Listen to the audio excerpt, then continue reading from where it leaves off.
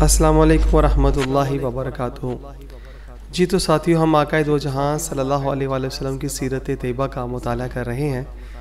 سبحان اللہ تعالیٰ، جو کہ بہت ہی خوبصورت کتاب جو سیرت کے موضوع پہ لکھی گئی، سیرت مصطفیٰ صلی اللہ علیہ وآلہ وسلم، تو ہم نے 301 صفحات تک پڑھ لیا تھا۔ اب آگے ہم لوگ اپنا سلسلہ شروع کر رہے ہیں۔ تو بدر صغریٰ، جنگ احد سے لوٹتے وقت ابو سفیان نے کہا تھا کہ آئندہ سال بدر میں ہمارا تمہارا مقابلہ ہوگا۔ چنانچہ شعبان یا ذوالقعدہ 4 ہجری میں نبی کریم صلی اللہ علیہ وآلہ وسلم مدینہ کے نظم و نسق کا انتظام حضرت عبداللہ بن رواحہ رضی اللہ تعالیٰ عنہ کے سپرد فرما کر لشکر کے ساتھ بدر میں تشریف لے گئے۔ 8 روز تک کفار کا انتظار کیا۔ ادھر ابو سفیان بھی فوج کے ساتھ چلا۔ ایک منزل چلا تھا کہ اس نے اپنے لشکر سے کہا کہ یہ سال جنگ کے لیے مناسب نہیں، کیونکہ اتنا زبردست قحط پڑا ہوا ہے کہ آدمیوں کے لیے دانہ پانی ہے نہ جانوروں کے لیے گھاس چارہ۔ یہ کہہ کر ابو سفیان مکہ واپس چلا گیا۔ مسلمانوں کے پاس کچھ مال تجارت بھی تھا۔ جب جنگ نہیں ہوئی تو مسلمانوں نے تجارت کر کے خوب نفع کمایا اور مدینہ شریف واپس چلے آئے۔ سن 4 ہجری کے متفرق واقعات۔ اسی سال غزوہ بنو نذیر کے بعد جب انصار نے کہا، یا رسول اللہ صلی اللہ علیہ وآلہ وسلم، بنو نذیر کے جو اموال غنیمت میں ملے ہیں وہ سب آپ صلی اللہ علیہ وآلہ وسلم ہمارے مہاجر بھائیوں کو دے دیجئے، ہم اس میں سے کسی چیز کے طلبگار نہیں ہیں۔ تو نبی کریم صلی اللہ علیہ وآلہ وسلم نے خوش ہو کر یہ دعا فرمائی، اے اللہ عز و جل انصار پر اور انصار کے بیٹوں پر اور انصار کے بیٹوں پر رحم فرما۔ اسی سال نبی کریم صلی اللہ علیہ وآلہ وسلم کے نواسے حضرت عبداللہ بن عثمان غنی رضی اللہ تعالیٰ عنہ کی آنکھ میں ایک مرغ نے چونچ مار دی، جس کے صدمے میں وہ رات تڑپ کر فوت ہو گئے۔ اسی سال نبی کریم صلی اللہ علیہ وآلہ وسلم کی زوجہ مطہرہ حضرت بی بی زینب بنت خزیمہ رضی اللہ تعالیٰ عنہ کی وفات ہوئی۔ اسی سال نبی کریم صلی اللہ علیہ وآلہ وسلم نے حضرت ام المؤمنین بی بی ام سلمہ رضی اللہ تعالیٰ عنہ سے نکاح فرمایا۔ اسی سال حضرت علی رضی اللہ تعالیٰ عنہ کی والدہ ماجدہ حضرت بی بی فاطمہ بنت اسد رضی اللہ تعالیٰ عنہ نے وفات پائی۔ نبی کریم صلی اللہ علیہ وآلہ وسلم نے اپنا مقدس پیرہن ان کے کفن کے لیے عطا فرمایا اور ان کی قبر میں اتر کر ان کی میت کو اپنے دستے مبارک سے قبر میں اتارا اور فرمایا کہ فاطمہ بنت اسد کے سوا کوئی شخص بھی قبر کے دبوچنے سے نہیں بچا ہے۔ اللہ اکبر۔ حضرت عمر بن عبدالعزیز رضی اللہ تعالیٰ عنہ سے روایت ہے، صرف 5 ہی میت ایسی خوش نصیب ہوئیں جن کی قبر میں نبی کریم صلی اللہ علیہ وآلہ وسلم خود اترے۔ اول حضرت بی بی ختیجہ رضی اللہ تعالیٰ عنہ۔ حضرت بی بی ختیجہ رضی اللہ تعالیٰ عنہ کا ایک لڑکا سوم عبداللہ مزنی، جن کا لقب ذوالجبادین ہے، چہارم حضرت بی بی عائشہ کی ماں ام رومان، پنجم حضرت فاطمہ بنت اسد حضرت علی کی والدہ رضی اللہ تعالیٰ عنہم اجمعین۔ اسی سال شعبان کو 4 ہجری کو حضرت امام حسین رضی اللہ تعالیٰ عنہ کی پیدائش ہوئی۔ اسی سال ایک یہودی نے ایک عورت کے ساتھ زنا کیا اور یہودیوں نے یہ مقدمہ بارگاہ نبوت میں پیش کیا تو آپ صلی اللہ علیہ وآلہ وسلم نے تورات و قرآن دونوں کتابوں کے فرمان سے اس کو سنگسار کرنے کا فیصلہ فرمایا۔ اسی سال طعمہ بن ابیرک نے جو مسلمان تھا چوری کی تو نبی کریم صلی اللہ علیہ وآلہ وسلم نے قرآن کے حکم سے اس کا ہاتھ کاٹنے کا حکم فرمایا۔ اس پر وہ بھاگ نکلا اور مکہ چلا آیا۔ وہاں پر بھی اس نے چوری کی، اہل مکہ نے اس کو قتل کر ڈالا، اس پر دیوار گر پڑی اور مر گیا اور دریا میں پھینک دیا گیا۔ ایک قول یہ بھی ہے کہ وہ مرتد ہو گیا تھا۔ بعض مورخین کے نزدیک شراب کی حرمت کا بھی حکم اسی سال نازل ہوا اور بعض کے نزدیک سن 6 ہجری میں، بعض نے کہا کہ 8 ہجری میں شراب حرام کی گئی۔ 10واں باب، ہجرت کا 5واں سال۔ جنگ احد میں مسلمانوں نے جانی نقصان کا چرچا ہو جانے اور کفار قریش اور یہودیوں کی مشترکہ سازشوں سے تمام قبائل کفار کا حوصلہ اتنا بلند ہو گیا کہ سب کو مدینہ پر حملہ کرنے کا جنون ہو گیا۔ چنانچہ 5 ہجری بھی کفر و اسلام کے بہت سے معرکوں کو اپنے دامن میں لیے ہوئے ہیں، یا ہم چند مشہور غزوات اور سرایہ کا ذکر کرتے ہیں۔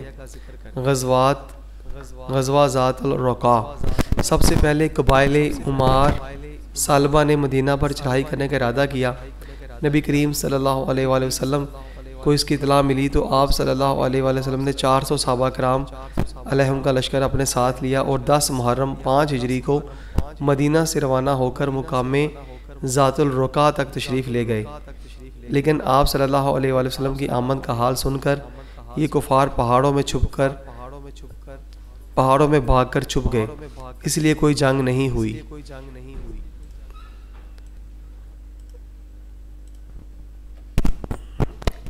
مشرکین کی چند عورتیں ملیں جن کو صحابہ کرام علیہم اجمعین نے گرفتار کر لیا۔ اس وقت مسلمان بہت ہی مفلس اور تنگ دستی کی حالت میں تھے۔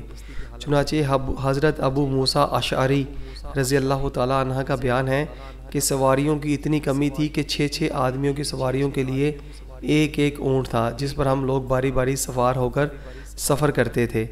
پہاڑی زمین میں پیدل چلنے سے ہمارے قدم زخمی اور پاؤں کے ناخن جھڑ گئے تھے، اس لیے ہم لوگوں نے اپنے پاؤں پر کپڑوں کے چیتھرے لپیٹ لیے تھے۔ یہ وجہ ہے کہ اس غزوے کا نام غزوات ذات الرقاع پیوندوں والا غزوہ ہو گیا۔ بعض مورخین نے کہا کہ چونکہ وہاں کی زمین کے پتھر سفید اور سیاہ رنگ کے تھے اور زمین ایسی نظر آتی تھی گویا سفید اور کالے پیوند ایک دوسرے سے جڑے ہوئے ہیں، لہٰذا اس غزوات کو غزوہ ذات الرقاع کہا جانے لگا۔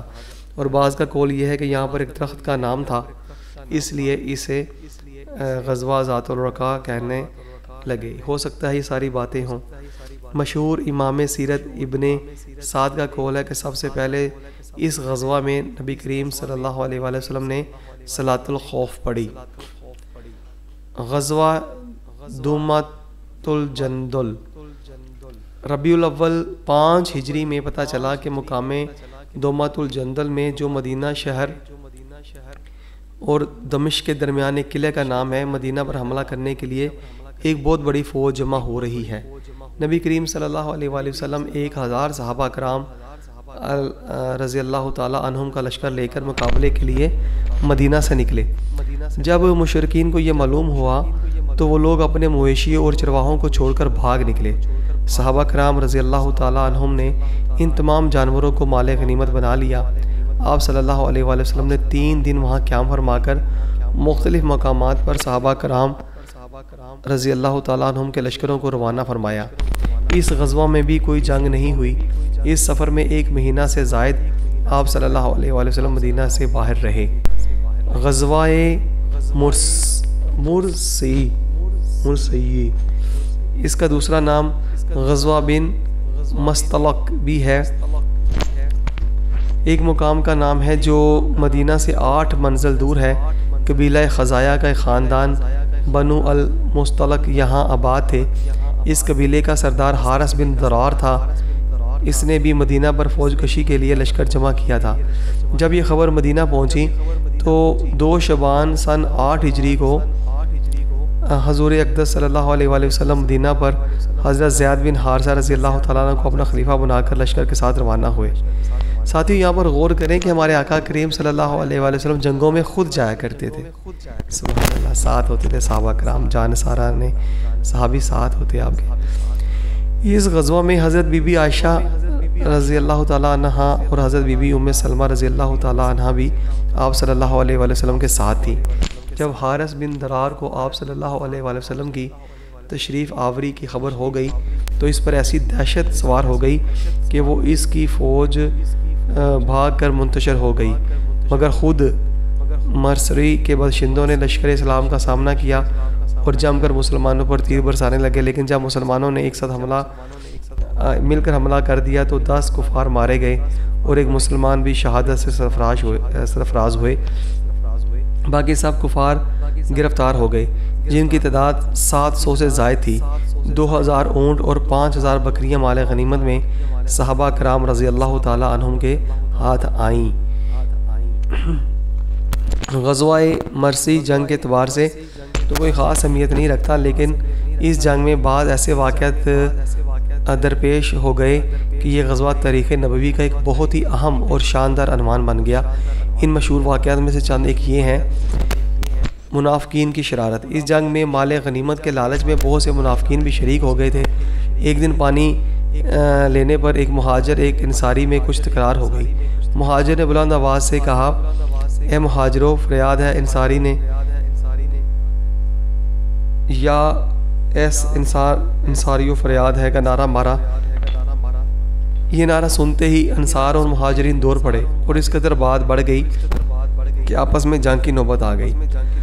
رئیس المنافقین عبداللہ بن ابئی کو شرارت کا ایک موقع مل گیا۔ اس نے اشتعال دلانے کے لیے انصاریوں سے کہا کہ لو، یہ تو وہی مثل ہوئی کہ تم اپنے کتے کو فربا کرو تاکہ وہ تمہیں کھا ڈالے۔ تم انصاریوں ہی نے ان مہاجرین کا حوصلہ بڑھا دیا، لہذا اب ان مہاجرین کی مالی امداد بالکل بند کرو۔ یہ لوگ ذلیل و خوار ہیں اور ہم انصار عزت دار ہیں۔ اگر ہم مدینہ پہنچیں تو یقیناً ہم ان ذلیل لوگوں کو مدینہ سے نکال کر باہر کر دیں گے۔ سورہ منافقون۔ نبی کریم صلی اللہ علیہ وسلم نے جب اس ہنگامہ کا شور و غل سنا تو ان سارے مہاجرین نے فرمایا کہ تم لوگ زمانہ جاہلیت کی نعرہ بازی کر رہے ہو۔ جمال نبوت دیکھتے ہی انصاروں مہاجرین برف کی طرح ٹھنڈے پڑ گئے اور رحمت عالم صلی اللہ علیہ وآلہ وسلم کے چند فکروں نے محبت کا ایسا دریا بہا دیا کہ پھر انصار و مہاجر میں شیر و شکر کی طرح گھل مل گئے۔ جب عبداللہ بن ابئی کی بےہودہ بات حضرت عمر رضی اللہ تعالیٰ عنہ کے کان میں پڑی تو اس قدر تیش میں آ گئے کہ ننگی تلوار لے کر آئے اور نبی کریم صلی اللہ علیہ وآلہ وسلم سے اجازت طلب کی کہ میں اس منافق کی گردن اڑا دوں۔ نبی کریم صلی اللہ علیہ وآلہ وسلم نے نہایت نرمی کے ساتھ ارشاد فرمایا، اے عمر رضی اللہ تعالیٰ عنہ، خبردار ایسا نہ کرو ورنہ کفار میں یہ خبر پھیل جائے گی کہ محمد صلی اللہ علیہ وسلم اپنے ساتھیوں کو بھی قتل کرنے لگے ہیں۔ یہ سن کر حضرت عمر فاروق رضی اللہ تعالیٰ عنہ بالکل ہی خاموش ہو گئے، مگر اس خبر کا پورے لشکر میں چرچا ہو گیا۔ یہ عجیب بات ہے کہ عبداللہ بن ابئی جتنا بڑا اسلام اور بانی اسلام نبی کریم صلی اللہ علیہ وسلم کا دشمن تھا، اس سے کہیں زیادہ بڑھ کر اس کے بیٹے اسلام کے سچے شدائی اور نبی کریم صلی اللہ علیہ وسلم کے جان نثار صحابی تھے۔ ان کا نام بھی عبداللہ تھا۔ جب اپنے باپ کی بکواس کا پتہ چلا تو وہ غیظ و غضب میں بڑھے ہوئے بارگاہ رسالت میں حاضر ہوئے اور عرض کیا، یا رسول اللہ صلی اللہ علیہ وآلہ وسلم، اگر آپ میرے باپ کے قتل کو پسند فرماتے ہیں تو میری تمنا ہے کہ میں اپنے باپ کا قتل آپ کے قدموں میں لا کر پھینکوں۔ آپ صلی اللہ علیہ وآلہ وسلم نے ارشاد فرمایا کہ نہیں، ہرگز نہیں، میں تمہارے باپ کے ساتھ کبھی بھی برا سلوک نہیں کروں گا۔ ایک اور روایت میں ہے کہ مدینہ کے قریب وادی عقیق میں وہ اپنے باپ عبداللہ بن ابی کا راستہ روک کر کھڑے ہو گئے اور کہا کہ تم مہاجرین اور رسول اللہ صلی اللہ علیہ وآلہ وسلم کو ذلیل کہا ہے، خدا کی قسم میں اس وقت تک تم کو مدینہ میں داخل نہیں ہونے دوں گا جب تک رسول اللہ صلی اللہ علیہ وآلہ وسلم اجازت عطا نہ فرمائیں، اور جب تک تم اپنی زبان سے یہ نہ کہو کہ نبی کریم صلی اللہ علیہ وآلہ وسلم تمام اولاد آدم میں سب سے زیادہ عزت والے ہیں اور تم سارے جہان والوں میں سب سے زیادہ ذلیل ہو۔ یہ لوگ انتہائی حیرت اور تعجب کے ساتھ یہ منظر دیکھ رہے تھے۔ جب نبی کریم صلی اللہ علیہ وآلہ وسلم وہاں پہنچے اور یہ دیکھا کہ بیٹا باپ کا راستہ روکے ہوئے کھڑا ہے اور عبداللہ بن ابی زور زور سے کہہ رہا ہے کہ میں سب سے زیادہ ذلیل ہوں اور حضور اکرم صلی اللہ علیہ وآلہ وسلم سب سے زیادہ عزت دار ہیں، آپ صلی اللہ علیہ وآلہ وسلم نے یہ دیکھتے ہی حکم دیا کہ اس کا راستہ چھوڑ دو کہ یہ مدینہ میں داخل ہو جائے۔ حضرت جویریہ رضی اللہ تعالیٰ عنہ سے نکاح۔ غزوہ مرسری کی جنگ میں جو کفار مسلمانوں کے ہاتھ میں گرفتار ہوئے، ان میں سردار قوم حارث بن زرار کی بیٹی حضرت جویریہ رضی اللہ تعالیٰ عنہ بھی تھیں۔ جب تمام قیدی لونڈی غلام بنا کر مجاہدین اسلام میں تقسیم کر دیے گئے تو حضرت جویریہ رضی اللہ تعالیٰ عنہ حضرت ثابت بن قیس رضی اللہ تعالیٰ عنہ کے حصے میں آئیں۔ انہوں نے حضرت جویریہ رضی اللہ تعالیٰ عنہ سے یہ کہا کہ تم مجھے اتنی رقم دے دو تو میں تمہیں آزاد کر دوں گا۔ حضرت جویریہ رضی اللہ تعالیٰ عنہ کے پاس کوئی رقم نہیں تھی۔ وہ نبی کریم صلی اللہ علیہ وآلہ وسلم کے دربار میں حاضر ہوئیں اور عرض کیا، یا رسول اللہ صلی اللہ علیہ وآلہ وسلم، میں اپنے قبیلے کے سردار حارث بن درار کی بیٹی ہوں، میں مسلمان ہو چکی ہوں۔ حضرت ثابت بن قیس نے اتنی رقم لے کر مجھے آزاد کرنے کا وعدہ کیا ہے۔ آپ صلی اللہ علیہ وآلہ وسلم میری مدد فرمائیں تاکہ میں یہ رقم ادا کر کے آزاد ہو جاؤں۔ تو آپ صلی اللہ علیہ وآلہ وسلم نے شاہ فرمایا، اگر میں اس سے بہتر سلوک تمہارے ساتھ کروں تو تم کیا منظور کرو گی؟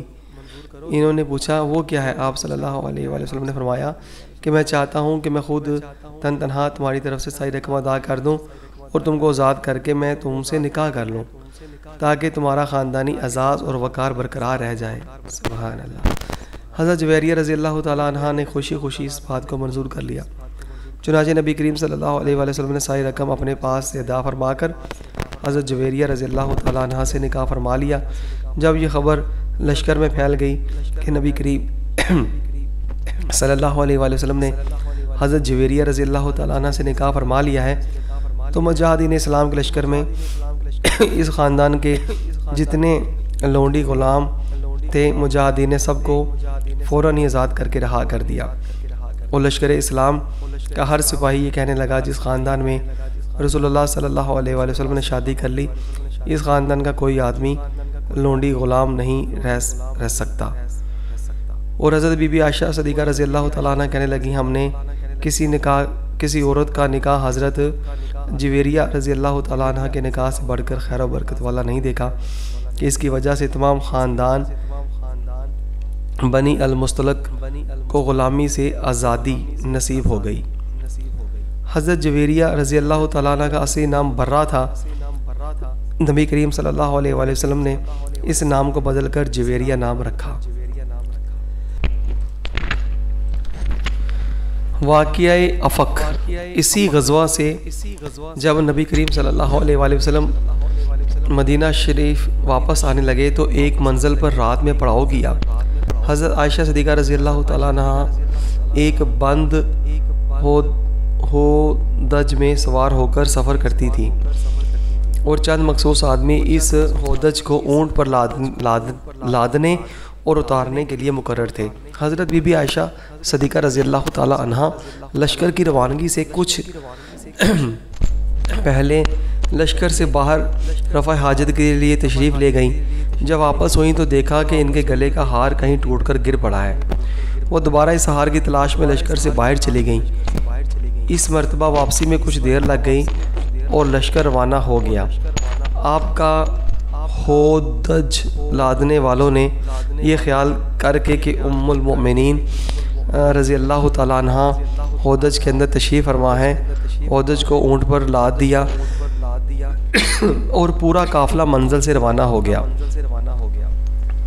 جب حضرت عائشہ صدیقہ رضی اللہ تعالیٰ عنہ منزل پر واپس آئیں تو یہاں کوئی آدمی موجود نہیں تھا۔ تنہائی سے سخت گھبرائیں، اندھیری رات میں اکیلے چلنا بھی خطرناک تھا، اس لیے وہ یہ سوچ کر وہیں لیٹ گئیں کہ اگلی صبح منزل پر لوگ مجھے نہ پائیں گے تو ضرور ہی میری تلاش میں یہاں آئیں گے۔ وہ لیٹتی لیٹتی سو گئیں۔ ایک صحابی جن کا نام صفوان بن معطل رضی اللہ تعالیٰ عنہ تھا، وہ ہمیشہ لشکر کے پیچھے پیچھے اس خیال سے چلا کرتے تھے کہ لشکر کا گرا پڑا سامان اٹھاتے چلیں۔ وہ جب اس منزل پر پہنچے تو حضرت بی بی عائشہ صدیقہ رضی اللہ تعالیٰ عنہ کو دیکھا اور چونکہ پردے کی آیت نازل ہونے سے پہلے وہ بارہا ام المؤمنین رضی اللہ تعالیٰ عنہ کو دیکھ چکے تھے، اس لیے دیکھتے ہی پہچان لیا اور انہیں مردہ سمجھ کر انا للہ و انا الیہ راجعون پڑھا۔ اس آواز سے وہ جاگ اٹھیں۔ حضرت صفوان بن معطل سلمہ رضی اللہ تعالیٰ عنہ نے فوراً ہی اپنے اونٹ پر سوار کر لیا اور خود اونٹ کی مہار تھام کر پیدل چلتے ہوئے اگلی منزل پر نبی کریم صلی اللہ علیہ وآلہ وسلم کے پاس پہنچ گئے۔ ساتھیوں یہاں غور کیجئے کہ پردے کی آیت یعنی نازل ہونے سے پہلے آپ نے حضرت عائشہ صدیقہ رضی اللہ عنہ کو دیکھا تھا، لیکن پردے کی آیات آ جانے کے بعد پھر معاملات سارے ہی بدل گئے۔ سبحان اللہ۔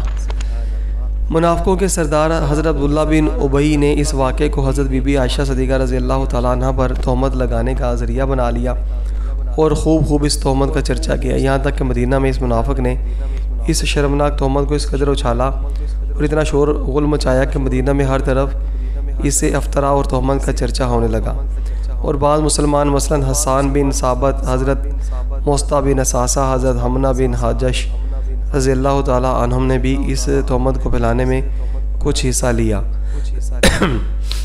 حضرت حضور اقدس صلی اللہ علیہ وآلہ وسلم کو اس شر انگیز تہمت سے بے حد رنج و صدمہ پہنچا اور مخلص مسلمانوں کو بھی انتہائی رنج اور غم ہوا۔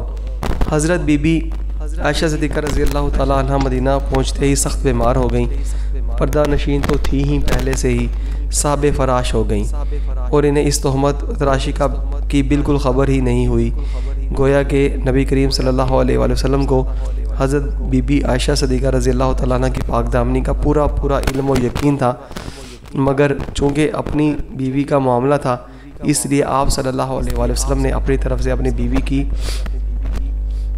پاک دامنی کا اعلان کرنا مناسب نہیں سمجھا اور وحی الہی کا انتظار فرمانے لگے۔ سبحان اللہ۔ اسی درمیان میں آپ صلی اللہ علیہ وآلہ وسلم اپنے مخلص اصحاب سے اس معاملے میں مشورہ فرماتے رہے کہ ان لوگوں کے خیالات کا پتہ چل سکے۔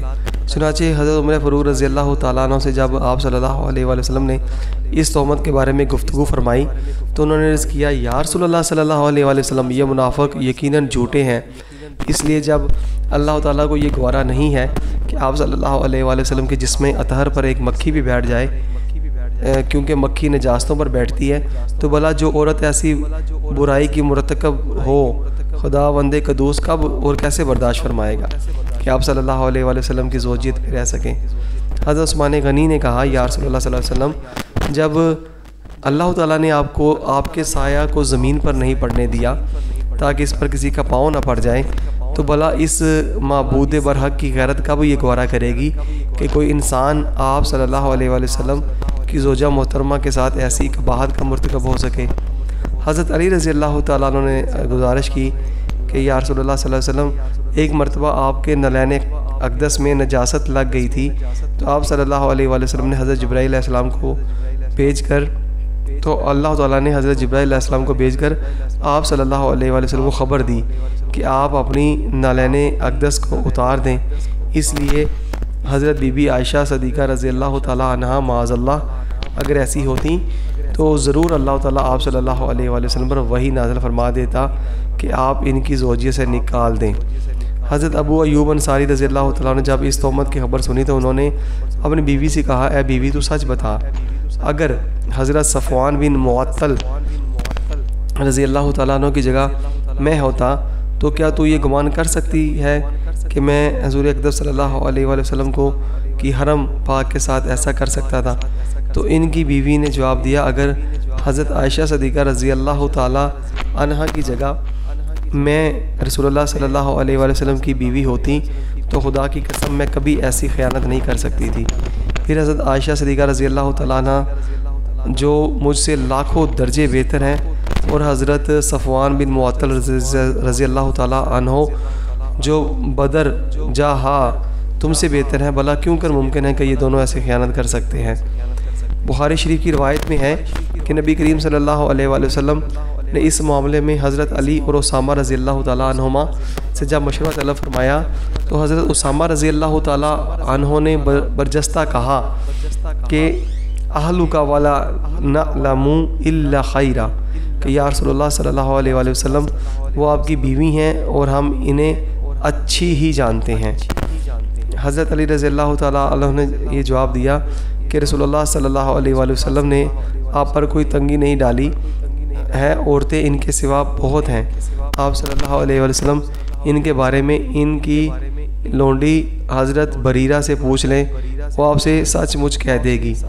حضرت بریرہ رضی اللہ تعالیٰ عنہ سے جب آپ نے سوال فرمایا تو انہوں نے عرض کیا، یا رسول اللہ صلی اللہ علیہ وآلہ وسلم، اس ذات پاک کی قسم جس نے آپ کو رسول برحق بنا کر بھیجا ہے، میں نے حضرت بی بی عائشہ صدیقہ رضی اللہ تعالیٰ عنہ میں کوئی عیب نہیں دیکھا۔ ہاں اتنی بات ضرور ہے کہ وہ ابھی کم سن لڑکی ہیں اور گوندا ہوا آٹا چھوڑ کر سو جاتی ہیں اور بکری آ کر کھا ڈالتی ہے۔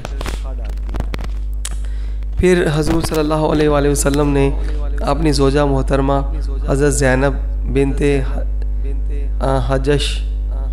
جہش رضی اللہ تعالیٰ عنہ سے دریافت فرمایا، جو حسن و جمال میں حضرت عائشہ صدیقہ رضی اللہ تعالیٰ عنہ کے مثل تھیں، تو انہوں نے قسم کھا کر یہ عرض کیا کہ یا رسول اللہ صلی اللہ علیہ وآلہ وسلم، میں اپنے کان اور آنکھ کی حفاظت کرتی ہوں، خدا کی قسم میں تو حضرت بی بی عائشہ صدیقہ رضی اللہ تعالیٰ عنہ کو اچھی ہی جانتی ہوں۔ اس کے بعد نبی کریم صلی اللہ علیہ وآلہ وسلم نے ایک دن ممبر پر کھڑے ہو کر مسلمانوں سے فرمایا، اس شخص کی طرف سے مجھے کون معذور سمجھے گا یا میری مدد کرے گا جس نے میری بیوی پر بہتان تراشی کر کے میری دل آزاری کی ہے؟ خدا کی قسم میں اپنی بیوی کو ہر طرح سے اچھا ہی جانتا ہوں، اور ان لوگوں منافقوں نے اس بہتان میں ایک ایسا مرد صفوان بن معطل کا ذکر کیا جس کو میں بالکل اچھا ہی جانتا ہوں۔ حضور صلی اللہ علیہ وآلہ وسلم کی برسر ممبر اس تقریر سے معلوم ہوا کہ نبی کریم صلی اللہ علیہ وآلہ وسلم کو حضرت عائشہ اور حضرت صفوان بن معطل رضی اللہ تعالیٰ عنہما دونوں کی برات و طہارت و عفت و پاک دامنی کا پورا علم اور یقین تھا، اور وہی نازل ہونے سے پہلے ہی آپ صلی اللہ علیہ وآلہ وسلم کو یقینی طور پر معلوم تھا کہ منافق جھوٹے اور ام المومنین رضی اللہ تعالیٰ عنہما پاک دامن ہیں، ورنہ آپ برسر ممبر قسم کھا کر ان دونوں کی چائے کا مجمع عام میں ہرگز اعلان نہ فرماتے، مگر پہلے ہی اعلان عام نہ فرمانے کی وجہ یہی تھی کہ اپنی بیوی کی پاک دامنی کا اپنی زبان سے اعلان کرنا نبی کریم صلی اللہ علیہ وآلہ وسلم مناسب نہیں سمجھتے تھے۔ جب حد سے زیادہ منافقین نے شور و غوغا شروع کر دیا تو نبی کریم صلی اللہ علیہ وآلہ وسلم نے ممبر پر اپنے خیالات اقدس کا اظہار فرما دیا، مگر اب بھی اعلان عام کے لیے آپ کو وہی الہی کا انتظار ہی رہا۔ یہ پہلے تحریر کیا جا چکا ہے کہ ام المومنین عائشہ صدیقہ رضی اللہ تعالیٰ عنہ سفر سے آتے ہی بیمار ہو کر صاب فراش ہو گئی تھیں، اس لیے وہ اس بہتان کے طوفان سے بالکل ہی بے خبر تھیں۔ جب انہیں مرض سے کچھ صحت ہوئی اور ایک رات حضرت صحابیہ رضی اللہ تعالیٰ عنہ کے ساتھ رفع حاجت کے لیے صحرا میں تشریف لے گئیں، تو ان کی زبانی انہوں نے اس دلخراش اور روح فرسا خبر کو سنا، جس نے انہیں بڑا دھچکا لگا اور شدت و رنج و غم سے نڈال ہو گئیں، چنانچہ ان کی بیماری میں مزید اضافہ ہو گیا اور وہ دن رات بلک بلک روتی رہیں۔ آخر جب ان سے یہ صدمہ جہاں کا برداشت نہ ہو سکا تو وہ نبی کریم صلی اللہ علیہ وآلہ وسلم سے اجازت لے کر اپنی والدہ کے گھر چلی گئیں اور اس منحوس خبر کا تذکرہ اپنی والدہ سے کیا۔ ماں نے کافی تسلی و تشفیع دی، مگر یہ برابر روتی ہی رہیں۔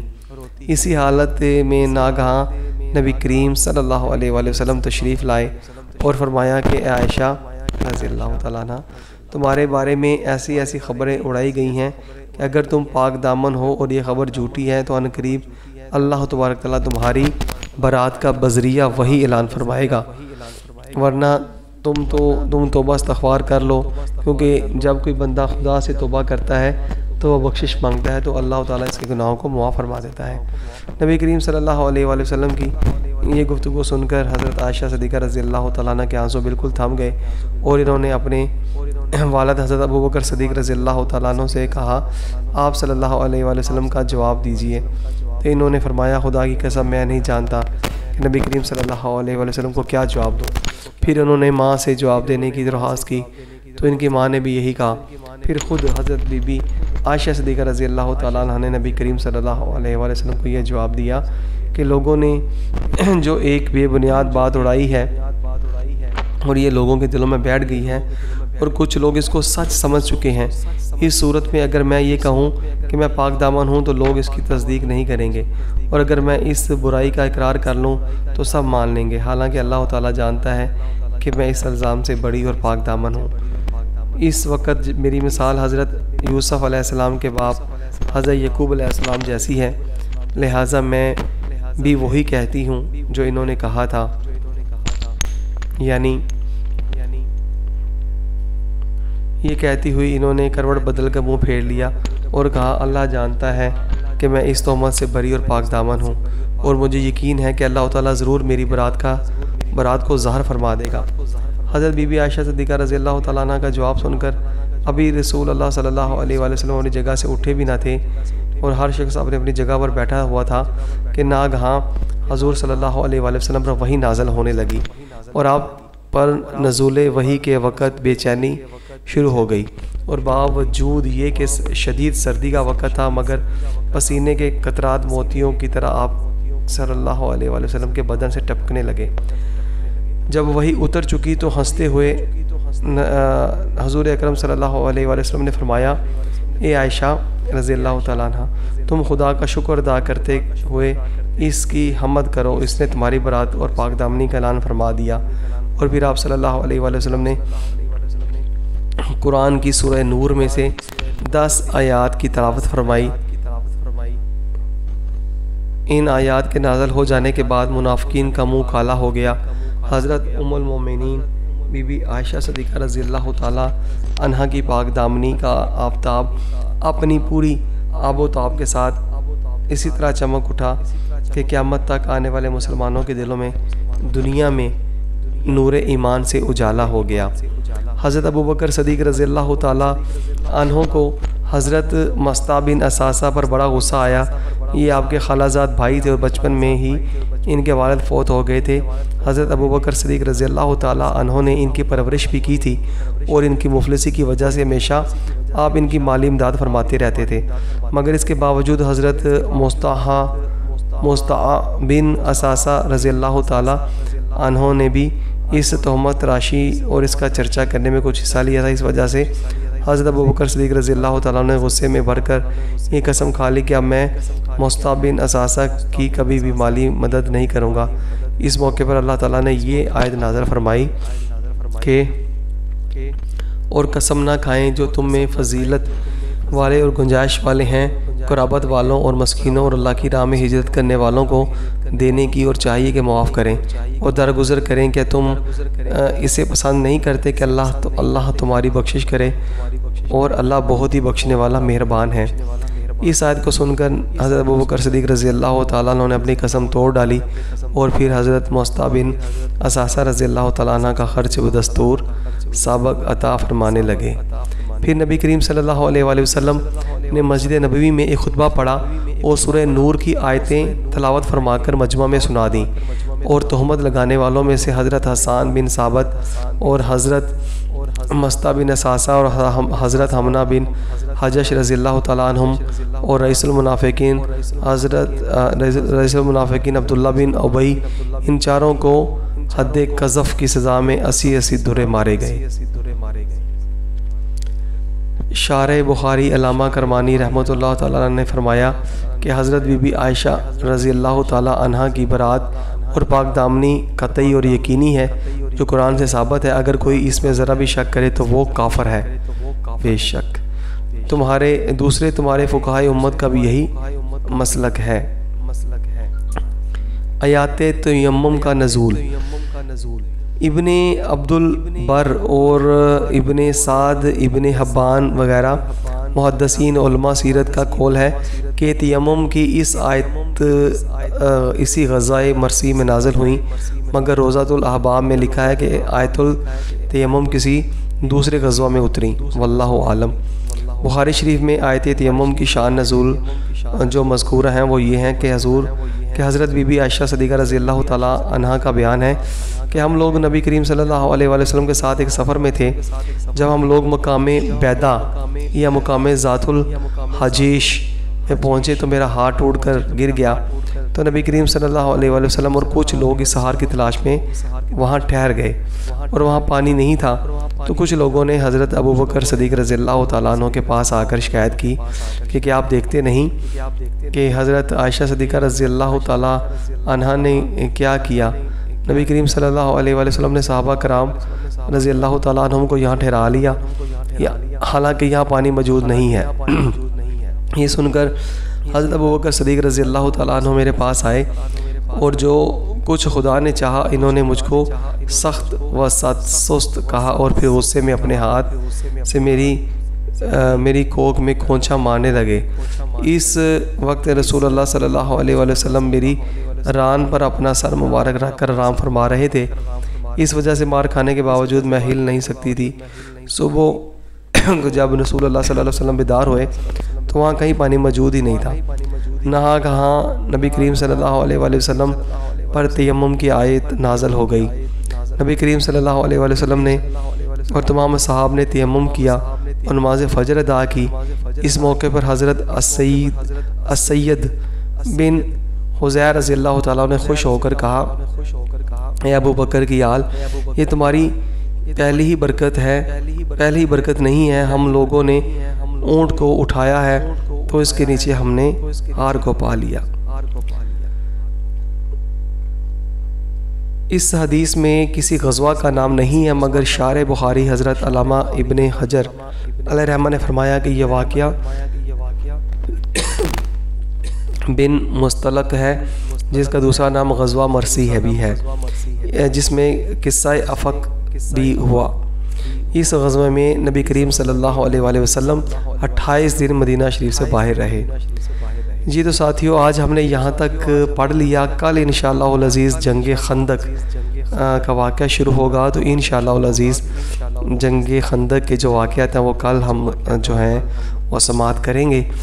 آج انشاءاللہ تعالی یہیں تک ہم لوگوں نے پڑھا، تو تمام ساتھی ضرور سنا کریں اور آگے بھی شیئر کیا کریں تاکہ سیرت مصطفیٰ صلی اللہ علیہ وآلہ وسلم وہ بھی ہمارے ساتھ جانیں اور سنتے جائیں، اور آقا دو جہاں صلی اللہ علیہ وآلہ وسلم کی حیات طیبہ مبارک کیسے کیسے ان کی زندگی میں واقعات رونما ہوئے ان کا ہمیں پتہ چلتا جائے گا۔ اجازت دیجیے، انشاءاللہ کل پھر یہیں سے اپنا آگے سلسلہ شروع کریں گے۔ السلام علیکم ورحمۃ اللہ وبرکاتہ۔ ساتھیو، سبسکرائب، شیئر اور لائک ضرور کیجیے گا۔ جزاک اللہ خیر۔